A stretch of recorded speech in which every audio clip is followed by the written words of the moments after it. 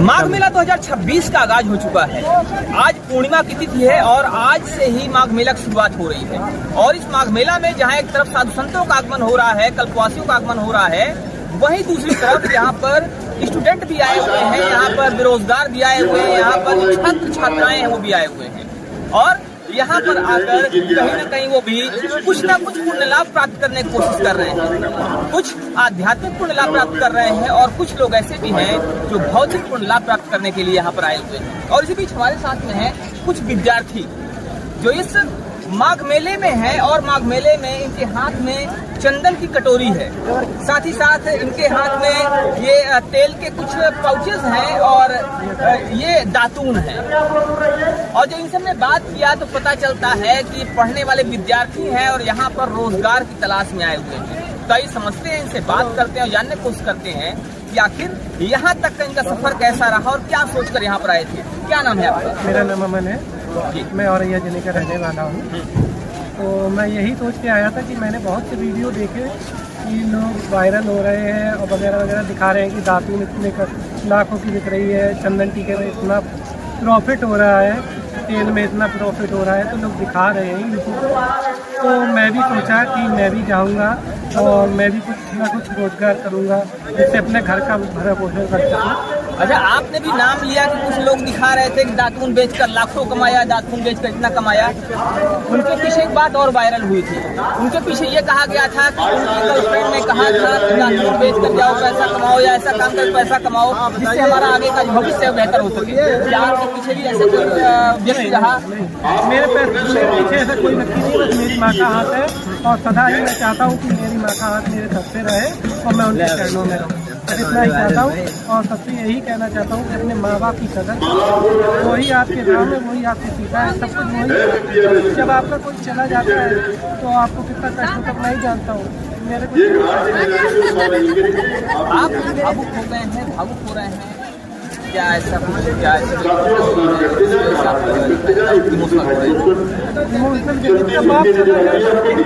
उसके साथ क्या होता है वही मेरे साथ। बचपन में पिता का साया उठ जाना पूरी दुनिया में अंधेरा छा जाने जैसा होता है। ये कुछ ऐसा होता है कि सूर्य निकलना बंद हो जाए, ये कुछ ऐसा होता है कि आंखों की रोशनी चली जाए, ये कुछ ऐसा होता है कि पूरे शरीर की ताकत चली जाए। क्योंकि पिता को शरीर की ताकत कहा जाता है, एक तरह से शक्ति कहा जाता है। पिता को बरगद की छांव कहा जाता है कि इतना तेज धूप हो जाए, उस धूप की जो किरण है वो आपको झुलसा नहीं सकती, वो धूप आपको गर्मी से प्रताड़ित नहीं कर सकती, परेशान नहीं कर सकती। और शायद यही वजह है कि आज बहुत कम उम्र का लड़का जिसको यहाँ पर सिर्फ इसलिए आना पड़ा क्योंकि पिता नहीं है और माँ की देखरेख करना है, परिवार का भरण पोषण करना है, अपनी खुद की भी पढ़ाई करनी है, अपना भविष्य भी संवारना है।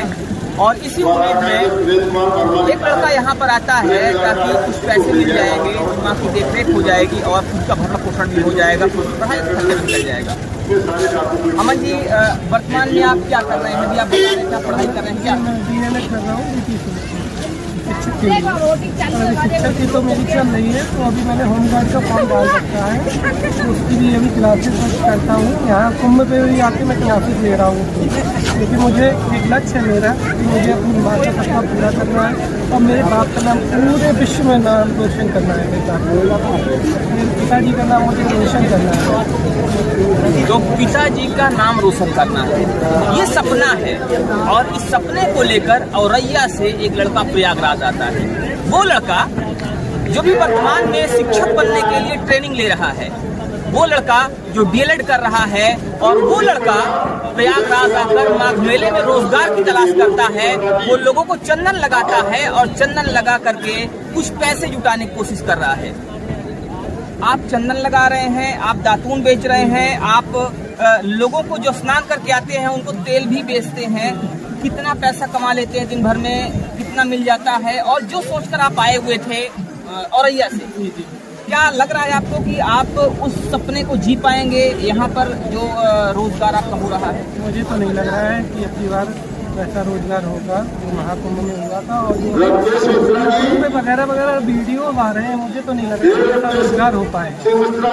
रेट भी कम है, प्रशासन भी बहुत टाइट है। प्रशासन की प्रशंसा करूँगा कि वो उनका टाइट होना जायज़ है, क्योंकि हमारे ही जैसे लोगों के देश में चोर घुसे हुए हैं जो लोगों की कीमती चीज़ें चुरा लेते हैं।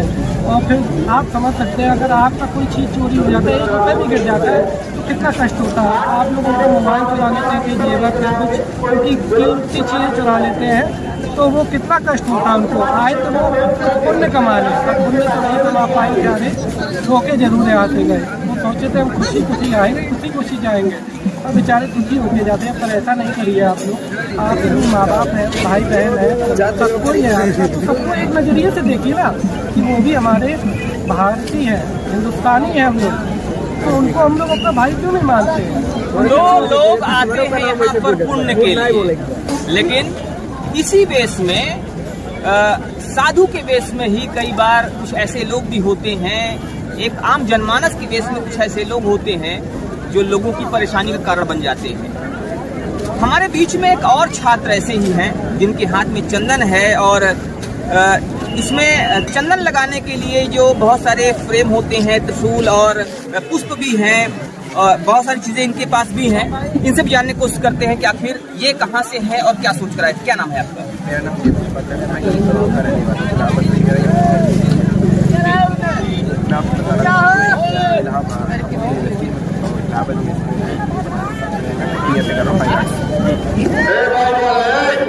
तो BFA कर रहे हैं, means bachelor of fine arts की पढ़ाई कर रहे हैं, और इस समय ये भी यहाँ पर चंदन लगा रहे हैं। चंदन लगा करके कुछ पैसे कमाने की कोशिश कर रहे हैं। आप इलाहाबाद यूनिवर्सिटी के छात्र हैं, सेंट्रल यूनिवर्सिटी है, वहाँ पर लोगों का सपना होता है कि किसी तरह से हमारा एडमिशन हो जाए। आपका वहाँ पर एडमिशन हो जाता है, आप पढ़ाई कर रहे हैं, तो आखिर उस पढ़ाई को छोड़कर ऐसी कौन सी मजबूरी थी कि आपको यहाँ पर चंदन का धंधा करना पड़ रहा है, चंदन लगाने का काम करना पड़ रहा है?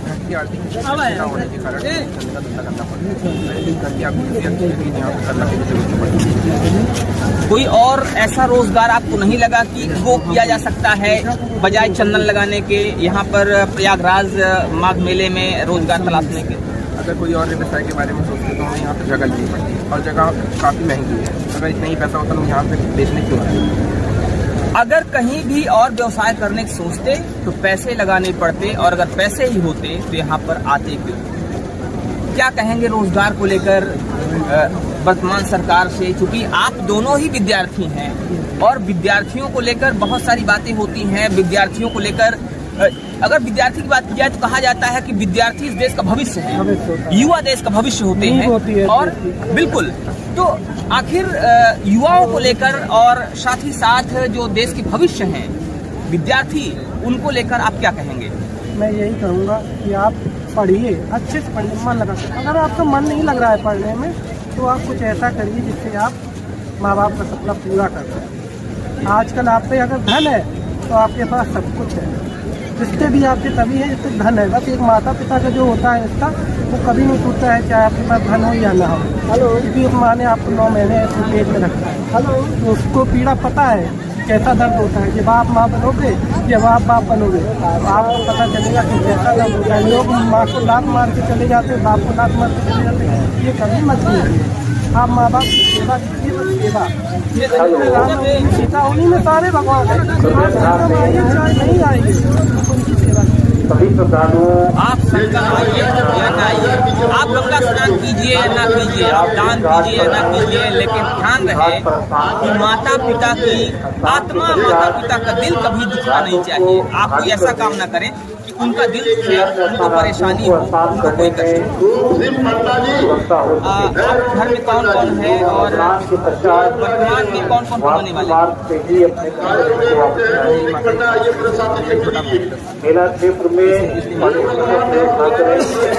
न होने के कारण पूरा स्थान घाटों पर न फैलाएं। तो पिता अकेले कमाने वाले हैं, माँ हाउस वाइफ है, और कमाने का कोई विशेष जरिया नहीं है, इसलिए आना पड़ा। ये 2 छात्रों की कहानी है, एक औरैया से है और एक प्रयागराज के रहने वाले हैं। और ये 2 छात्र आज कहीं ना कहीं आर्थिक स्थितियों का शिकार है, आर्थिक परेशानियों का शिकार है, और यहाँ पर रोजगार की तलाश में इनको आना पड़ा है।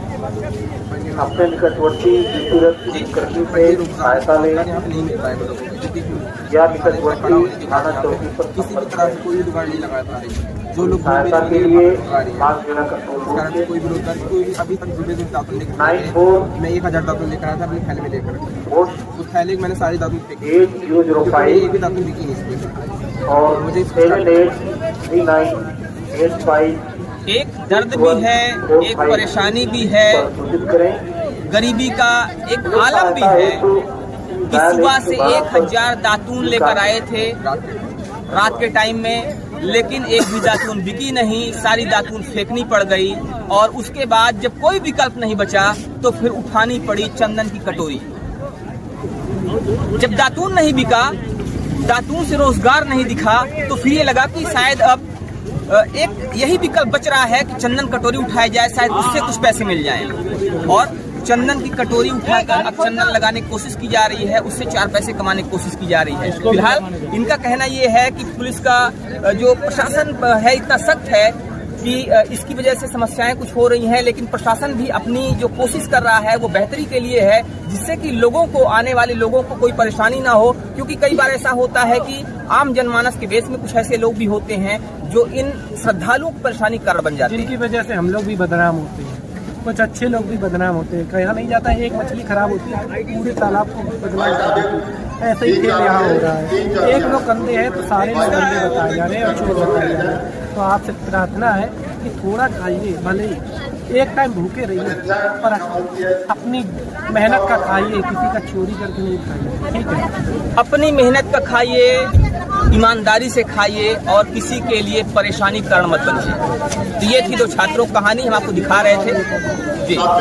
और कुछ बाबा लोग हैं जो हम लोगों को परेशान भी कर रहे हैं, जैसे हम लोग चंदन टीका लगा रहे हैं और वो अपने स्थान पे बैठे हुए हैं, तब भी अगर हम लोग वहाँ से निकलते हैं तो वो हम लोगों से लड़ने लगते हैं कि आप लोग यहाँ चंदन टीका क्यों लगा रहे हो?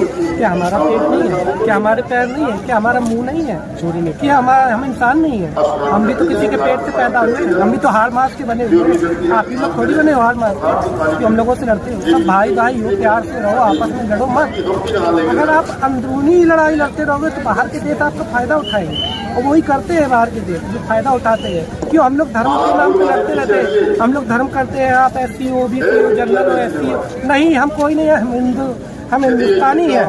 सबसे पहले हम हिंदुस्तानी है, ना हम सनातनी है ना कोई, हम हिंदुस्तानी है, एक है हम, सब लोग एक है, जिससे हमारा देश मजबूत हो और इन देशों को मुंह तोड़ ताबड़ उनको मिले।